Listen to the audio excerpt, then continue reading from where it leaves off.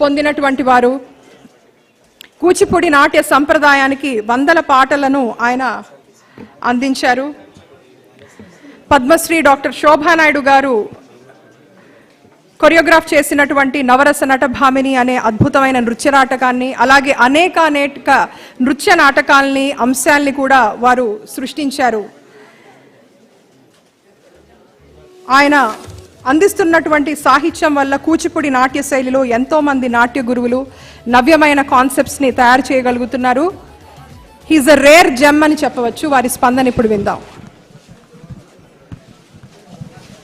అందరికీ ఉగాది శుభాకాంక్షలు, నమస్కారాలు.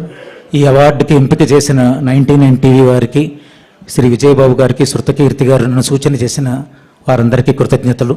చిన్నప్పటి నుంచి సినిమాలో తెర మీద చూసి, వెండి తెర మీద చూసిన మెగాస్టార్ చిరంజీవి గారిని ఇది రెండోసారి వారి దివ్యహస్తాల మీదుగా అవార్డు తీసుకోవడం.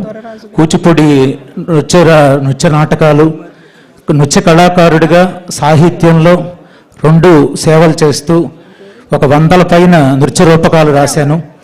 ఈ మహనీయమైనటువంటి గొప్ప హీరో చిరంజీవి గారి చేతుల మీదుగా రెండోసారి ఇలా చిన్న సత్కారం తీసుకోవడం ఇది ఒక గొప్ప వరంగా భావిస్తాను, భగవంతుడిచ్చిన అదృష్టంగా భావిస్తాను.